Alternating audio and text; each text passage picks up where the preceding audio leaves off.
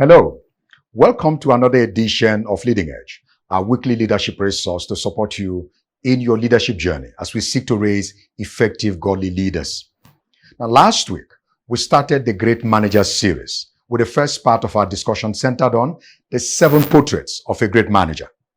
Now, in this second part of the series, we shall be looking at management for new managers as we provide 7 useful guides to those making the transition from an individual contributor to a people manager role. Now, according to studies, more than half of new managers fail in their roles. This is undoubtedly an alarming number. So why? Now, there are, of course, a variety of reasons for this.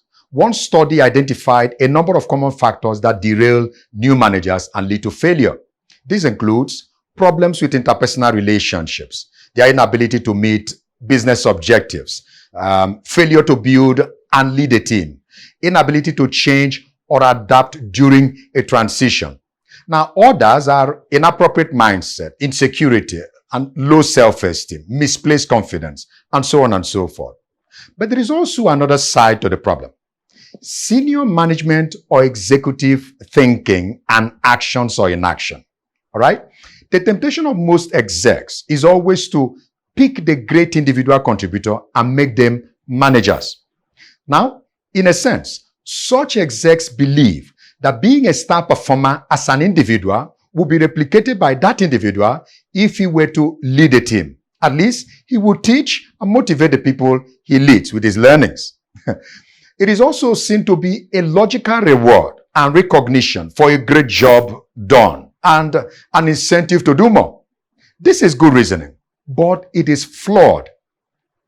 Being a great performer on the job and being an effective manager are 2 completely different things. The dispositions are different. So are the skills. Okay. Now, here are a few points of differentiation between the 2 roles, the individual contributor and a manager. Number 1, the individual contributor draws from within himself. He is inward focused. He is self-driven. But the manager draws from without. He depends on others to drive results. Number 2, the individual contributor requires some quotient of selfishness, as it were, and some sort of self-absorption to be a tough flyer. On the other hand, the manager needs to be a great negotiator, a diplomat, a motivator of others to be able to get things going effectively. Number 3, the individual contributor is a subject matter expert. He just requires to be very good in one key thing, his immediate job description, which is to deliver results in a certain focus area. The manager, on the other hand, should be a generalist, not a specialist. In a sales team, he's not just a sales specialist. He needs to also understand performance management, people management, conflict resolution, effective communication, and so on and so forth.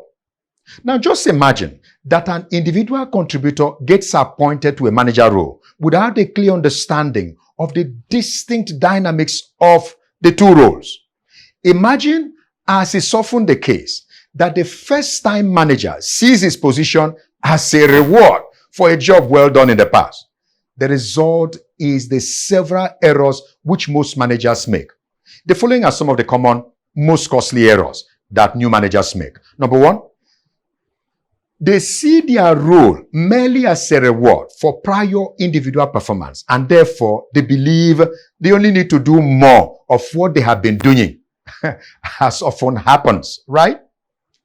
Then they therefore approach the role with a destination mindset, thinking that their prior performance has adequately positioned them to perform as managers.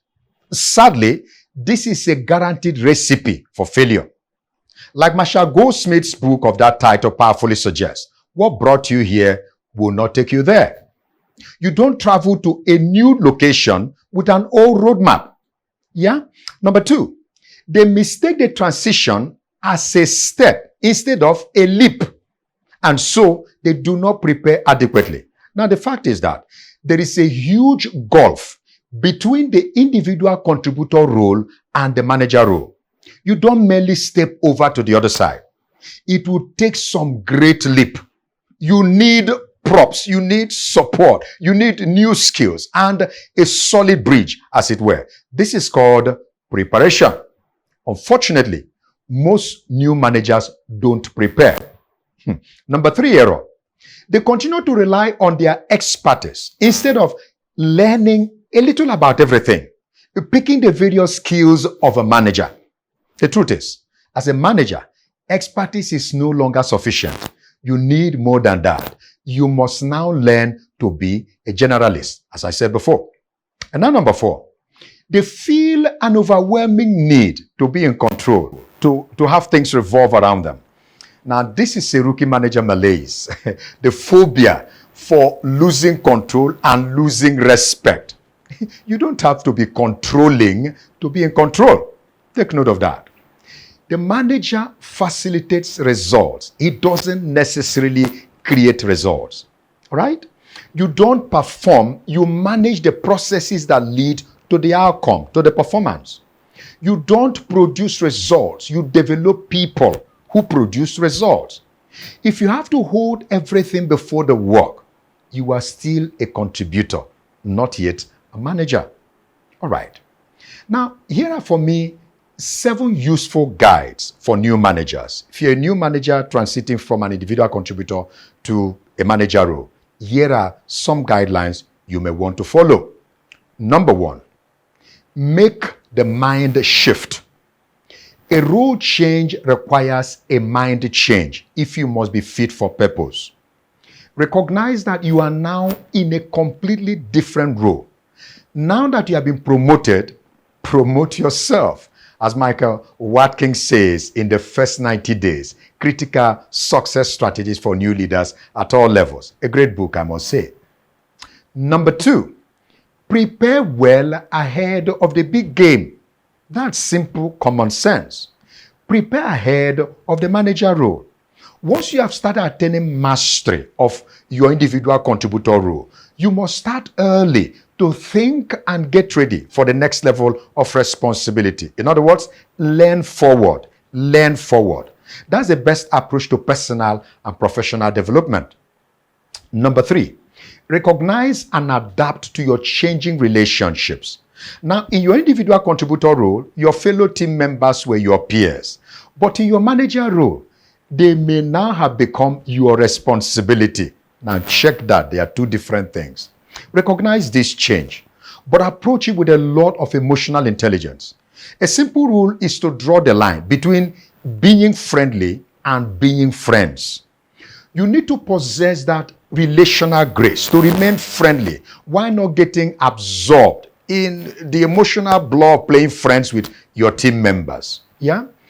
Where you had peers who were your friends before you became a manager, their manager, that is, you don't necessarily cut them off. However, maintain a safe professional detachment that enables you to hold them accountable on the job. As a manager, you need to be authentic and build your credibility as a mentor, a confidant, and as a guide, not just a peer. Adaptation, therefore, becomes your one magic bullet. Okay, number 4, lead through influence, not power and control. Otherwise, you will meet needless and disruptive resentments, or you may end up being a more frustrated version of an individual contributor because you will then be forced to do most of the things yourself. Now, allow your people to lead in their areas of authority, even if you don't quite agree with them. Step back and let them do their work. Just empower your people. One way to empower them is to resist the temptation to provide them with all the answers. Yeah?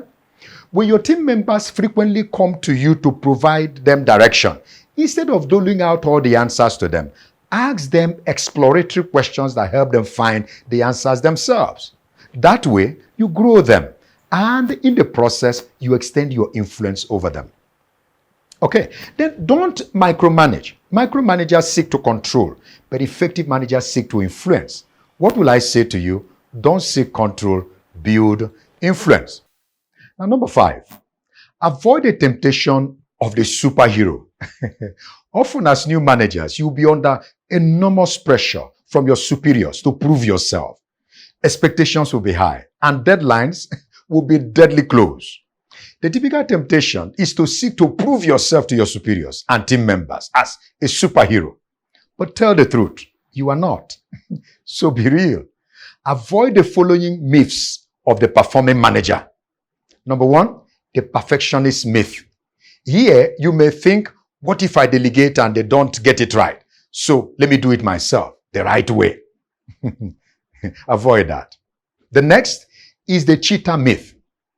The thinking here is, what if they don't deliver the task on time? So let me do it faster myself instead of long explanations and delayed completion. Avoid it. Number three, the Omniscience Myth. The thinking here is, what if I don't have all the answers and lose respect before the team? So I should know everything, or at least appear to know everything about the work. But note this, asking for help, saying that you don't know it, is not a sign of weakness. It's a sign of authenticity.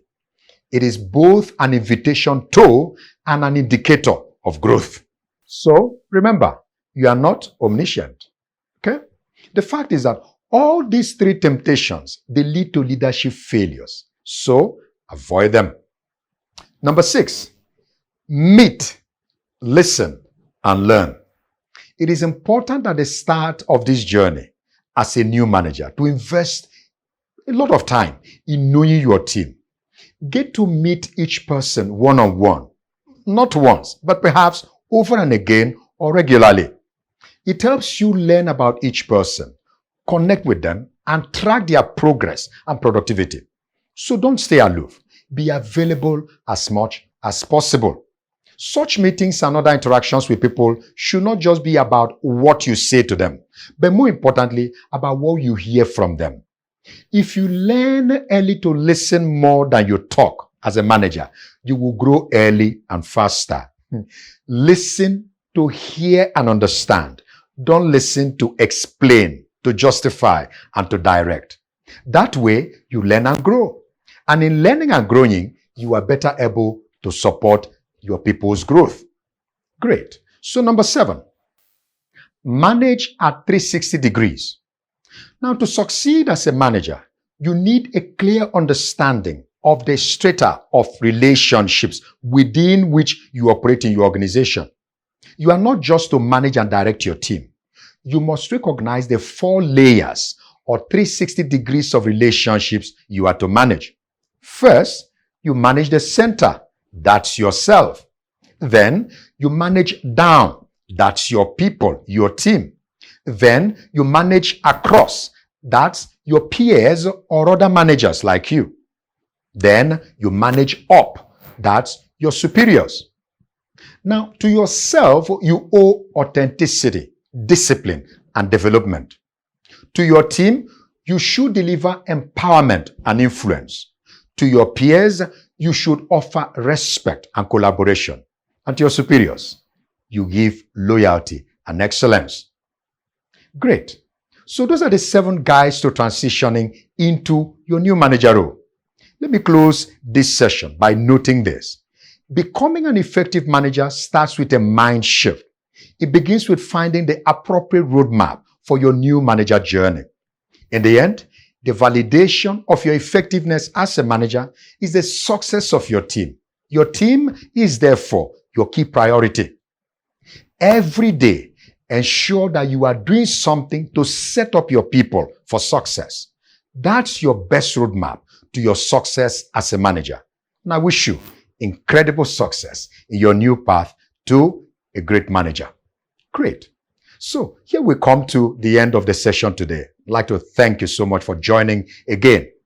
And if you have not started following us on all our social media handles, let me encourage you to do so today and continue to like, comment, and to share this video if it's been useful to you. Thank you for joining. This has been Leading Edge.